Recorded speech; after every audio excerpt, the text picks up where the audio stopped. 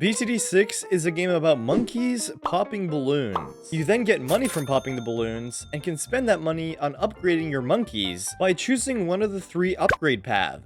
If you decide to upgrade the middle path, and only the middle path, your monkey will gain a special ability, which has a certain duration and cooldown time, and that ability will make your monkey very powerful. But if you're not careful, when that ability is over, you'll be weak against the balloons, which means they can get past you and you can lose. But what if they had their ability up 24/7? And then I filled up an entire map with 5th tier abilities. Well, I did just that. And I figured out how far each tower's ability can get. Now, first off, we have the Dart Monkey's middle path ability, which is the Plasma Monkey fan club. And for their cross path, I went with bottom path just so that they could have more range. And since not every tower can pop every single balloon type, I am going to be giving them all MIB, just so that levels the playing field. A lot of times, after getting this many monkeys, the game does start to lag, and it does sometimes get to the point where it's actually unplayable. But the Plasma Monkey fan clubs didn't lag that bad. And they didn't start struggling until around round 160. The mobs were getting almost to the exit, and on round 161, they died to the fortified DDTs.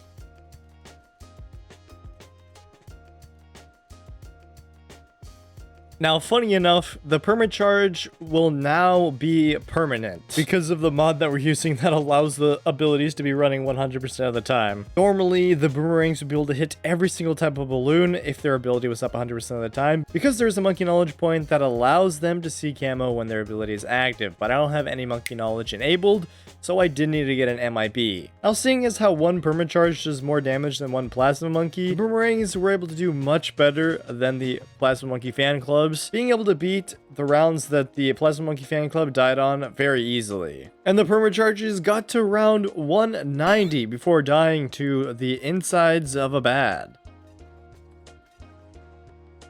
Now it's time for the 3rd primary tower, the bomb shooter. And the middle path 5th tier for this tower is the Moab Eliminator. And this was an interesting one because their abilities do massive damage to Moab balloons whenever you use them. And at first they weren't using their abilities, so I thought something was wrong, but it turns out there just needs to be a Moab for their abilities to be activated. And yeah, I forgot to give them camo detection, but let's ignore that. And after not seeing a single balloon for over 100 rounds, I realized that the only thing that was going to get past these eliminators was if the balloons were fast enough to get by before they could use their ability again.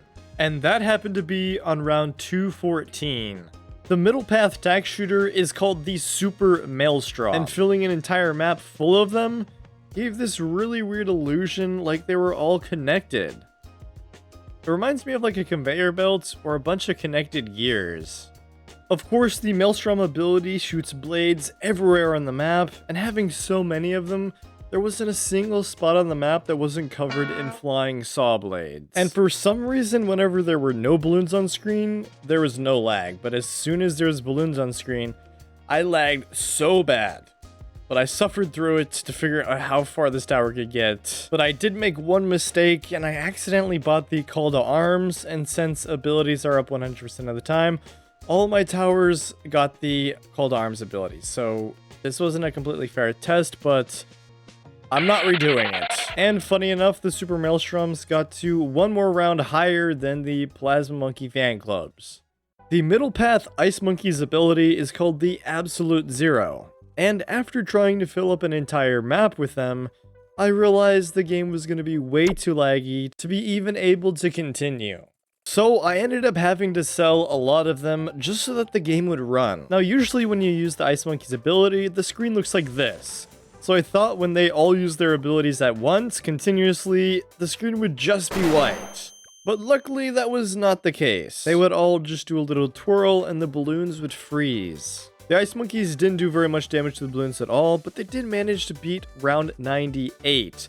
The one thing they had going for them was the fact that they were able to slow the balloons down so much. And the balloons wasn't the only thing running slow, they actually had the game running slow. Even after I had sold most of them, they still made the game super laggy. And after what felt like hours, they finally died on round 99. But luckily for us, the glue storm wasn't laggy at all. And they ended up looking like a bunch of oranges. See, here's the orange, and these are the leaves.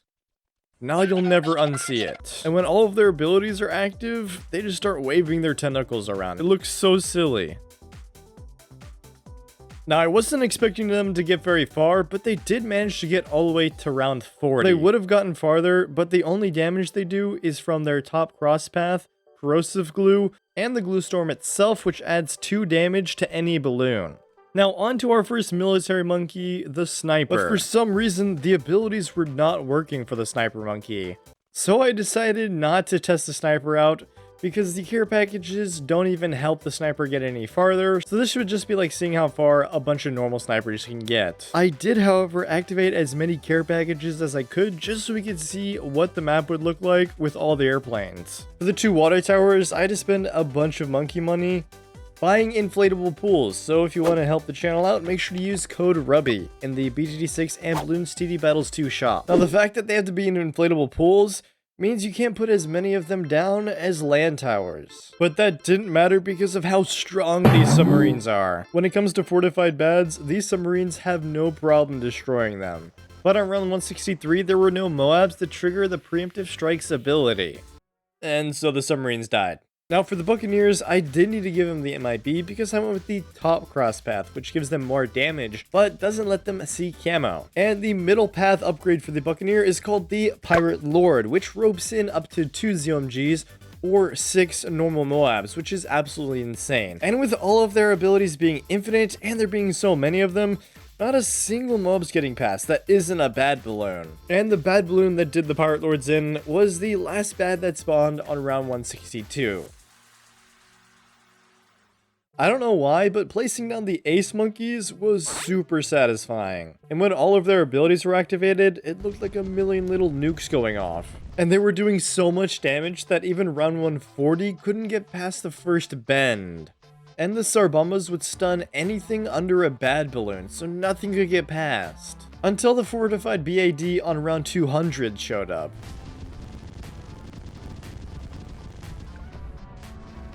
Now the Helix Pilots were another one that was super laggy, so I couldn't do a full map of them. And even with only a half a map full, we were still lagging super badly. Now I never realized how good the Marines were until I had them up 24/7. And even though I only had 25 of them, they still carried the helis to round 181. Now for the Mortar and Dartling gunner, I did have to add an extra mod that allows them to attack balloons like other towers. Like normally the Mortar monkey only attacks a certain area that you chose. And the Dartling gunner usually shoots wherever your cursor is pointing. But with this mod, as you can see, it keeps targeting the balloons wherever they are, even if my cursor is not pointing at them. And this helped out so much because otherwise I'd have to target every Mortar monkey individually. And the Mortar monkeys did pretty good with their pop and awe ability being activated 24/7. They were able to get to round 161.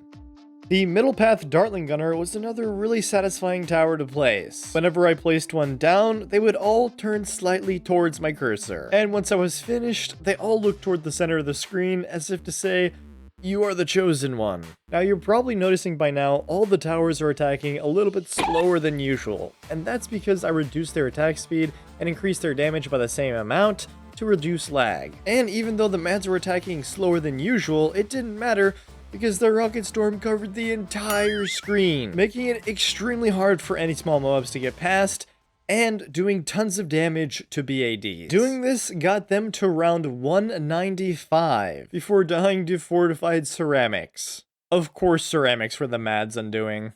Now it's time for the magic monkeys, and the first magic monkey is the wizard.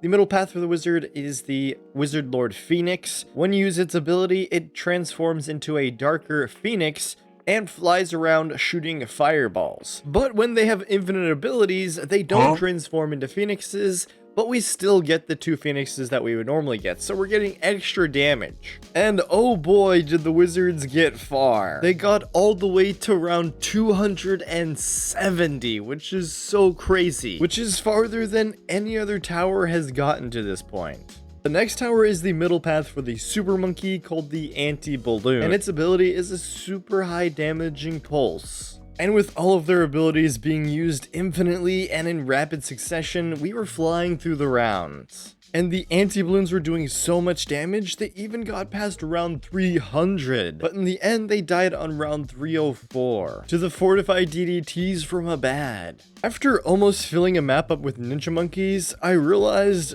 this was not going to work. The game was starting to lag so bad. So I ended up doing this test with only 47 of them. And even still, the game was so laggy. The game couldn't handle how many sabotages were going off at once. And if you didn't know, sabotages deal damage to balloons before they spawn in and slow the balloons along the track. But after like 30 minutes on the same round, I decided to give up because I was literally getting less than 1 frame a second.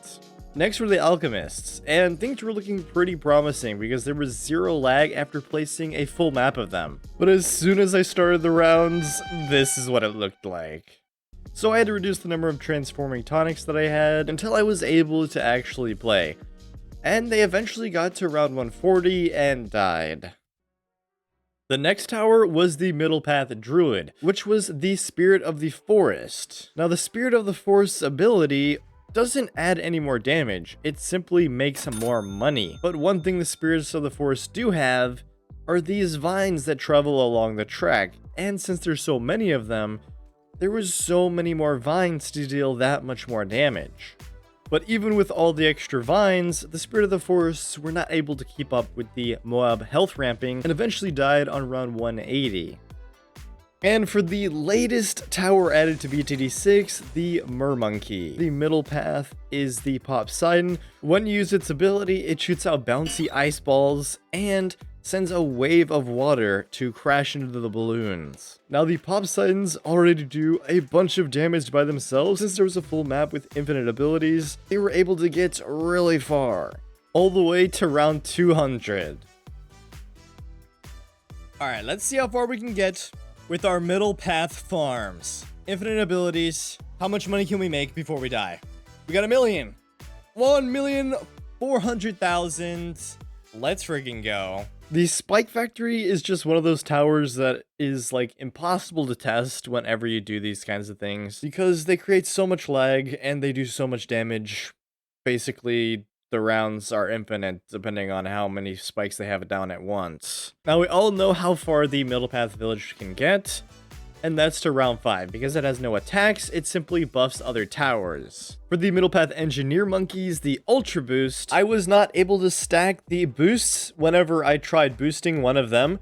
So instead, I just got up a Homeland Defense to kind of act as a boost for all of them. And at first I thought they could only get to round 99, but then I retried and they actually got to round 100. And now for the last tower, the Beast Handler. And the Middle Path upgrade is called the Tyrannosaurus Rex, but I didn't get the 5th tier, I only got the 4th tier because in order to get the 5th tier Middle Path, you have to merge towers, and I didn't do that. And after placing all of them, they started to look pretty goofy because they were just all standing inside of each other. Now the Tyrannosaurus Rex's ability is a foot stomp that deals damage and stuns balloons. And I thought their ability was going to be activated more often, but it only happened every 10 or 15 seconds. But despite that, and being only tier 4 towers, they managed to get to round 189. If you enjoyed this video and want to see more, make sure to check out this other amazing video right here.